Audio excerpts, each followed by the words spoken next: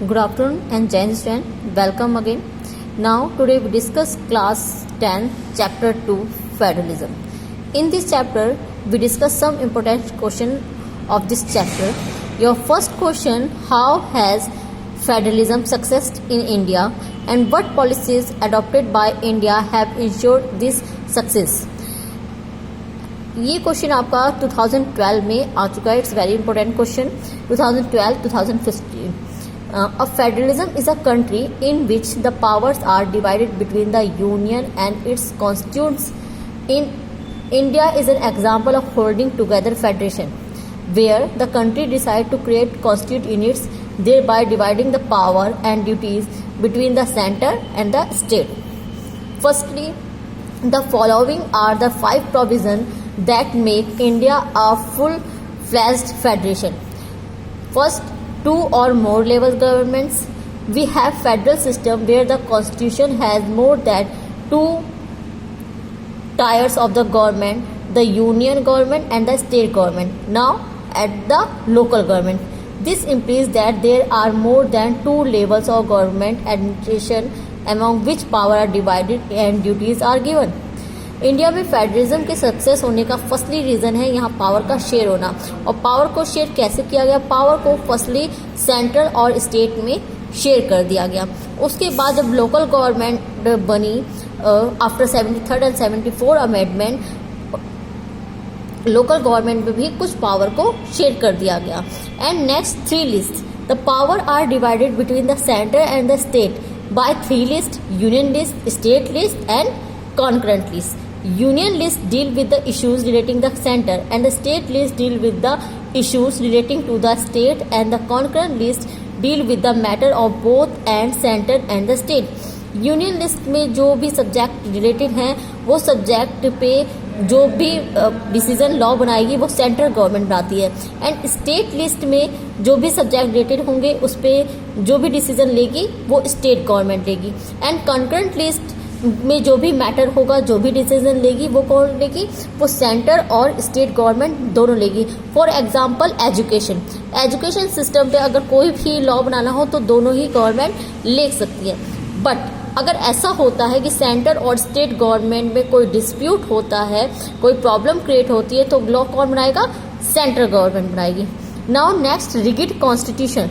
The government of India is governed by the Constitution of India and it is considered the supreme power in the country. It is not an easy task for amend the constitution for a constitutional provision to be amended.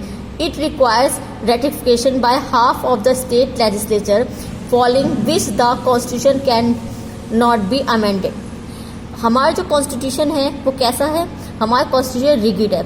Easily इसमें कोई भी amendment नहीं किया जा सकता कि कोई भी आया और इसमें कोई भी गवर्नमेंट बने और इसको अमेंड कर दे, इसको चेंज कर दे. It is not easy task to amend the constitution.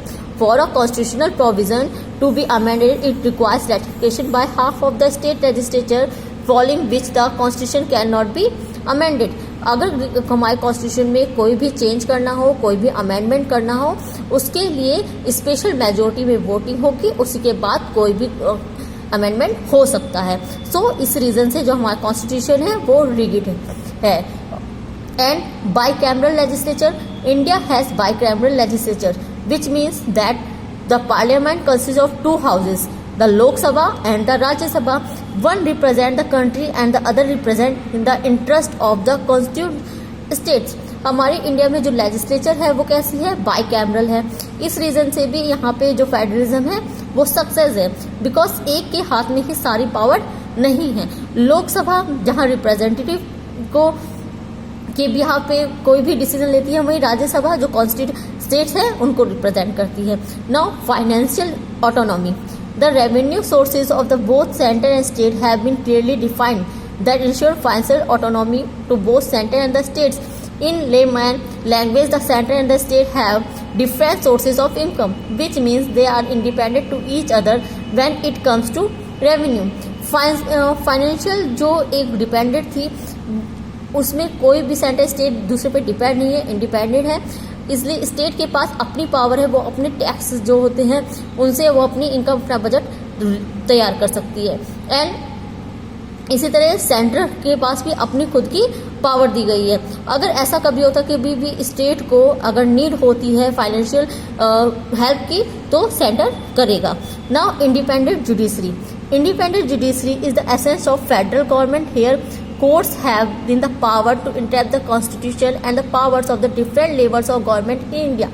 The highest court, the Supreme Court, act as an umpire if a dispute arises between the different levels of government in the exercise of their respective power. और main reason हमारे यहाँ की जो judiciary system है वो independent है, वो partiality नहीं करता है किसी भी जजमेंट में। सो अगर कोई भी कभी भी किसी तरह का डिस्प्यूट कॉन्फ्लिक्ट होता है किसी भी स्टेट गवर्नमेंट के बीच में तो उसको कौन उसमें जजमेंट कौन देगा, उसमें सुप्रीम कोर्ट ऑर्डर देगा, सुप्रीम कोर्ट उसे सॉल्व करेगा।